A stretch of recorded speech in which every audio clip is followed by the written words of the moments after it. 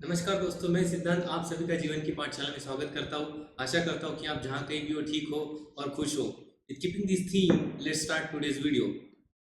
Actually हम एक question का आंसर दे रहे हैं and that question is nothing but the real cause of disease. मतलब कोई भी बीमारी का एक रीजन क्या है, एक्चुअल रीजन क्या होता है कोई भी बीमारी का। इसी क्वेश्चन को हम अलग तरीके से फ्रेम कर सकते हैं, that is nothing but why do we fall sick.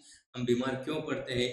In this video you will also understand the answer of the question that why do some people are always sick। कुछ लोग हमेशा बीमार क्यों रहते हैं, ये क्वेश्चन का भी आंसर आपको इस वीडियो में मिल जाएगा। I told you there are two theories which deals with these questions। first was gene theory जो हमने पिछले वीडियो में देखा था। now there is another called germ theory।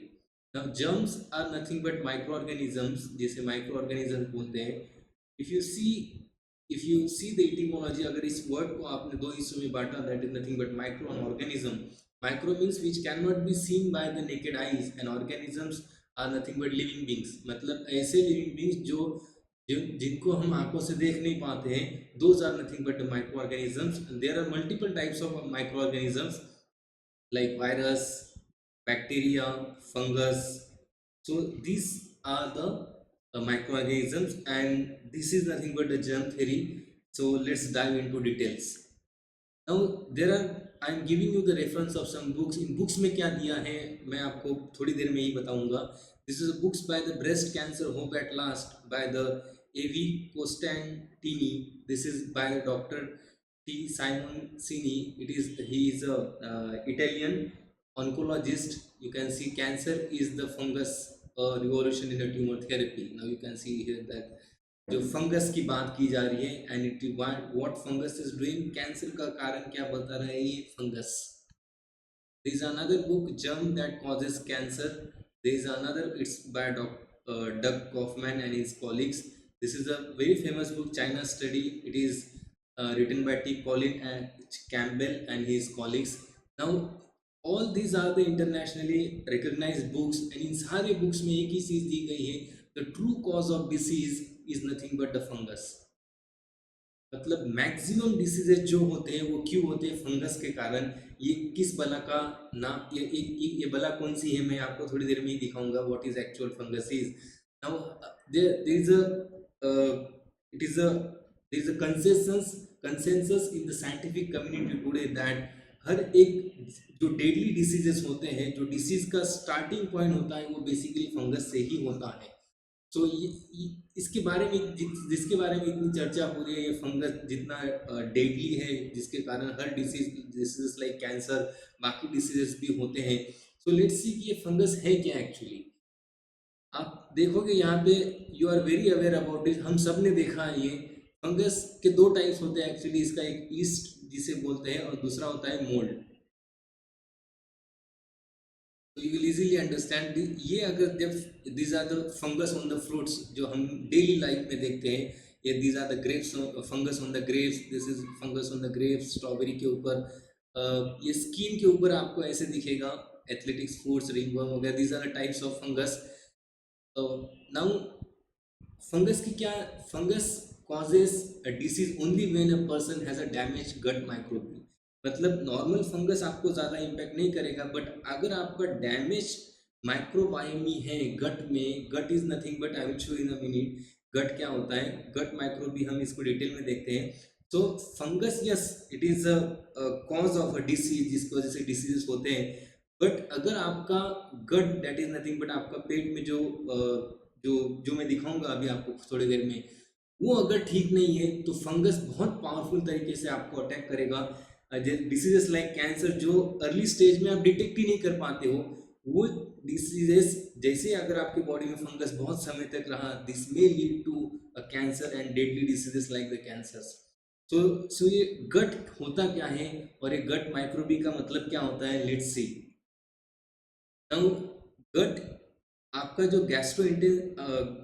Gastro intestinal tract जो होता है, जिसे पाचन तंत्र बोला जाता है हिंदी में और अन्न नलिका मराठी में बोला जाता है, इसे ही क्या बोलते हैं, गट। सो ये गट यहाँ पे जो मैं दिखा रहा हूँ, from here to here, this is nothing but आपका पूरा गट, जिसे पाचन तंत्र और अन्न नलिका बोला जाता है। और जिसे इंग्लिश में गैस्ट्रो इंटेस्टिनल ट्रैक्ट बोलते हैं, और जिसे दूसरा नाम दिया गया है गट। नाउ इस गट में क्या होता है, there are certain micro organisms. मैंने कहा था कुछ micro organisms they are very bad, certain microorganisms are good which are important for the life which supports life, those are called probiotic, and those are bad microorganisms like fungus, viruses or bacteria, those called diseases. Now there is a one type of bacteria which is present in our entire gut, जिसे बोला जाता है lactobacillus acidophilus bifidus. Now this bacteria is very important for the breakdown of the food, for the protection of the gut, from the protection for the immune system. तो ये अगर आपका गट जो है ये अगर डैमेज्ड है कहीं ना कहीं, तो प्रॉब्लम बहुत ज़्यादा क्रिएट होता है। तो इसके फंक्शंस अगर हम देखें, तो पहला फंक्शन क्या है ये वो बैक्टीरिया का, it is nothing but the break down of the food. जैसे आप कोई भी खाना जो खाते हो, for example if you are consuming protein, तो it is in a complex form, ये कॉम्प्लेक्स फॉर्म में होता है, तो ये इजीली डाइजेस्ट नहीं होता है। तो what these micro organisms do, they break down this food, protein को एक सिंपल फॉर्म में ब्रेक डाउन करते हैं। और ब्रेक डाउन, इन सब का ब्रेक डाउन एक कॉमन इसमें बोला जाता है, that is nothing but glucose. तो ये ब्रेक डाउन जैसे ही होता है तो it is in the simpler form. ये काम होता है, पहला काम है इस माइक्रो ऑर्गेनिज्म का, बैक्टीरिया का, जो मैंने लैक्टोबैसिलस बोला था, उसका काम क्या है कि जो खाना आप खा रहे हो उसको ब्रेक डाउन करना। Now the problem is, doesn't matter how much good diet you are on, कितना अच्छा डाइट है आपका, कितना वेजिटेबल्स खाते हो, आप कितना प्रोटीन इंटेक करते हो, बट अगर आपके गट में प्रॉब्लम है तो आप ब्रेक डाउन ही नहीं कर पाओगे। और ब्रेक डाउन अगर फूड का नहीं हुआ तो वो आपके ब्लड में नहीं जाएगा, और अगर वो ब्लड में आपके मिक्स नहीं हो रहा है, इसका मतलब आप कितना भी हेल्दी खाओ, आपको आपके बॉडी में कोई चेंज दिखेगा ही नहीं। दूसरा काम जो इम्पोर्टेंट, सबसे इम्पोर्टेंट काम जो है, it is nothing but absorption. जो फूड का, कॉम्प्लेक्स फूड का जो ब्रेक डाउन हुआ है सिंपल फॉर्म में, जो कॉम्प्लेक्स फूड स्ट्रक्चर था वो सिंपल फॉर्म में ब्रेक डाउन हुआ है।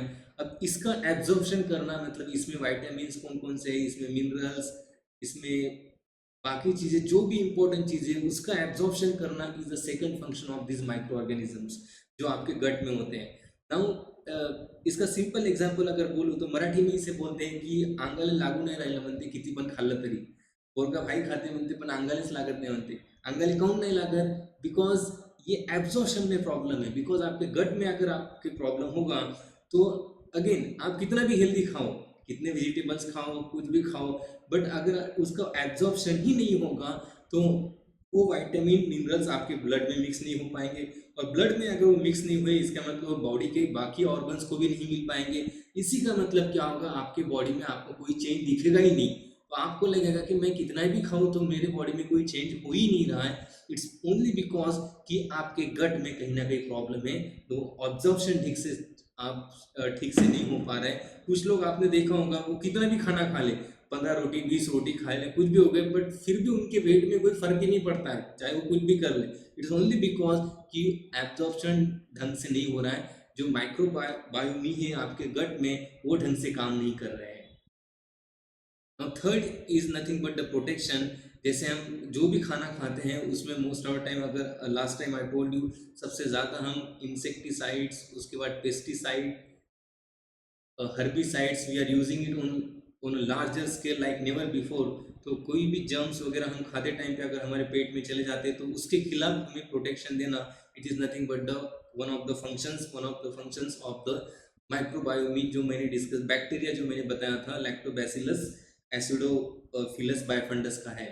नाउ प्रॉब्लम क्या होता है, ये माइक्रोबायोमी जो है, जो बैक्टीरिया है जो हमारे गट में होते हैं, पेट में जो गैस्ट्रोइंटेस्टिनल ट्रैक्ट है, उसमें जो होते हैं, ये बचपन में ही एक बच्चे को मिल जाते हैं अपनी माँ की तरफ से। जब नेचुरल डिलीवरी होती है बच्चे की, तो जब बच्चे की डिलीवरी होने का समय हो जाता है और बच्चा जब वजाइना की तरफ आ जाता है, तो वो समय, उसी समय उसे ये there is actually a shower of this micro organisms from the anus of a mother. तो ये वो माइक्रो ऑर्गेनिज्म बच्चे को उसी समय जब वो वजाइना के पास आ जाता है तब उसे मिल जाते हैं, एंड वो these microorganisms enter through the mouth of the baby and वो उसके पेट में जाते हैं, so that बच्चा जब बाहर आए तो उसका इम्यून सिस्टम बढ़े, एंड वो जो दुनिया जो बाकी जैसे ही बाहर आता है तो बाकी माइक्रो ऑर्गेनिज्म बाकी चीज़ों से उसका इम्यून सिस्टम अच्छा रहे। So this is the thing, but ये होता है नेचुरल बर्थ के समय।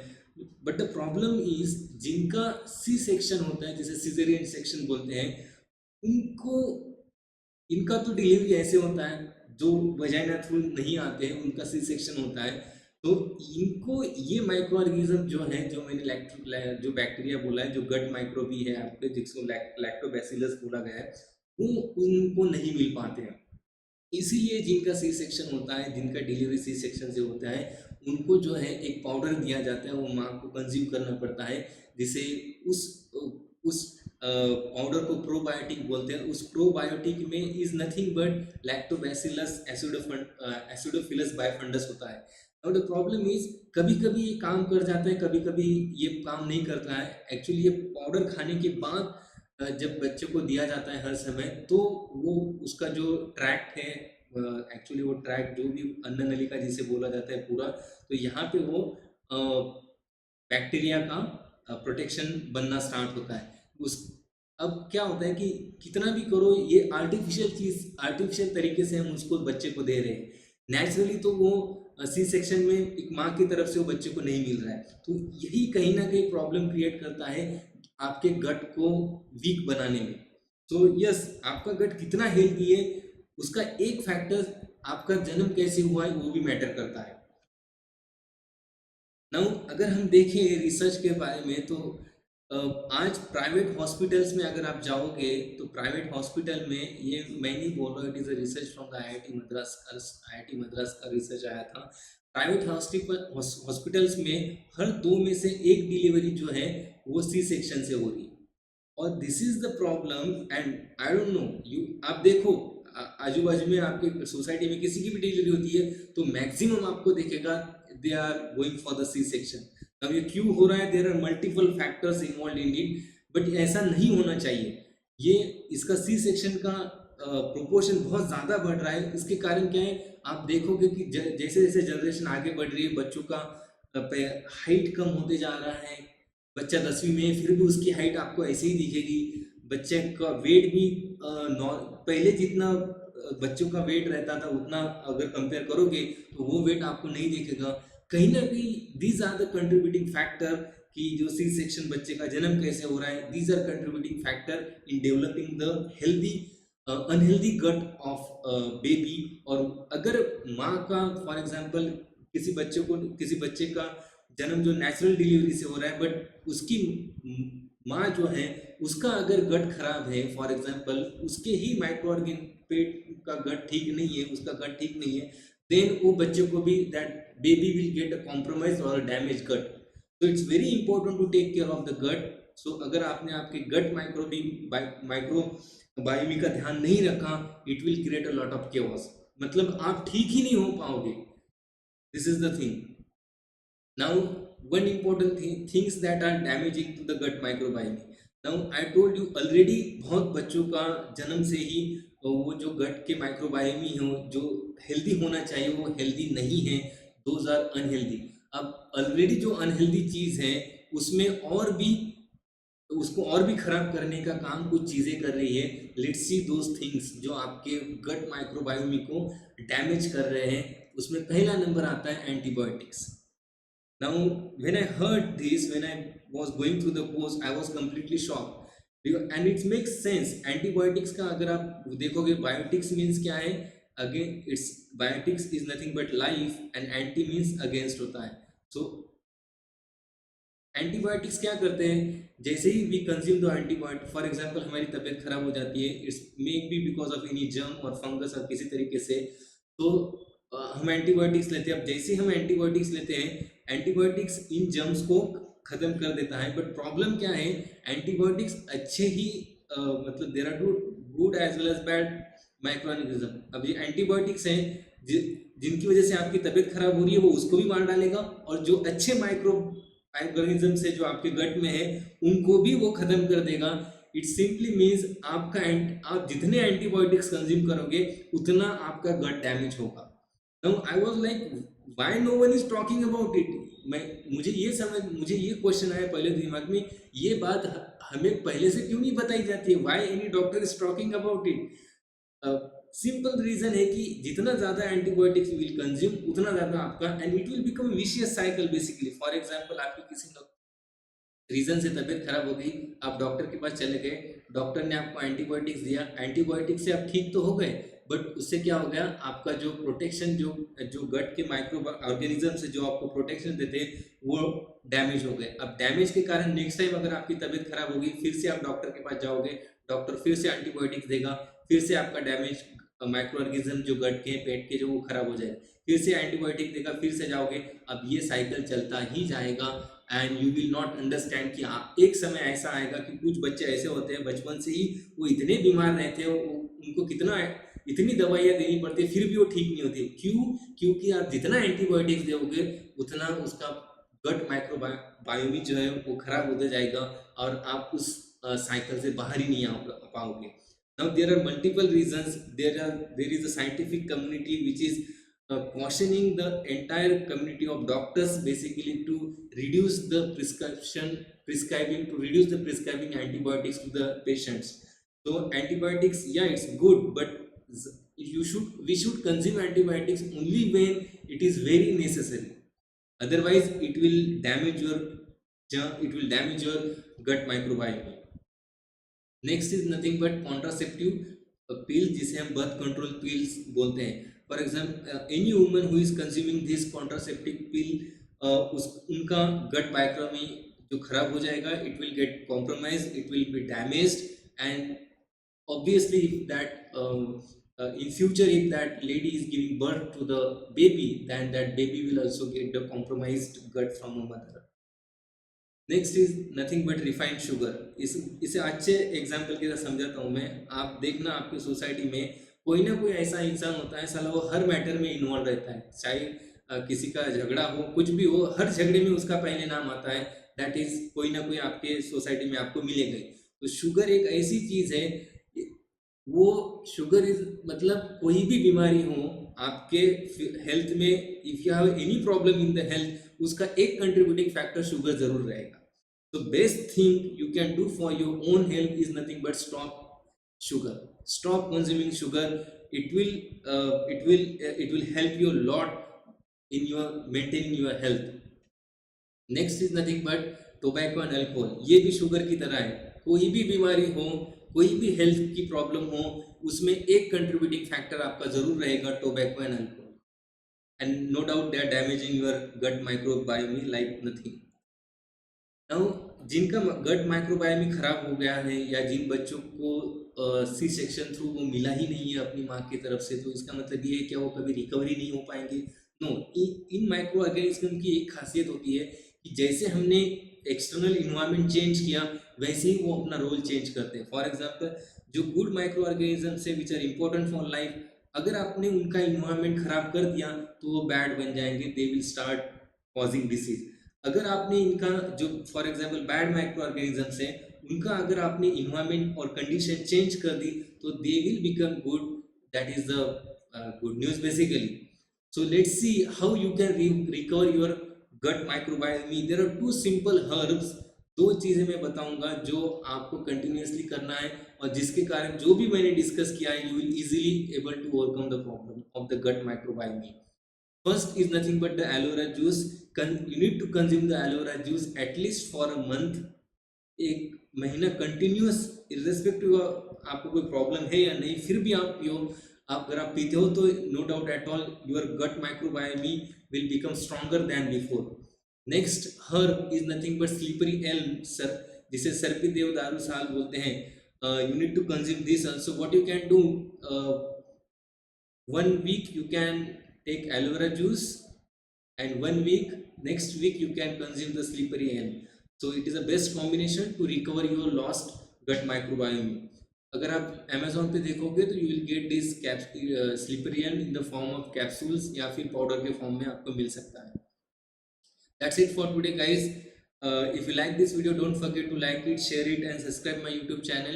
You can connect with me through the Instagram, Siddhant Life School. This is my Instagram channel. Thank you, guys. Thank you for watching this video. Have a great evening ahead.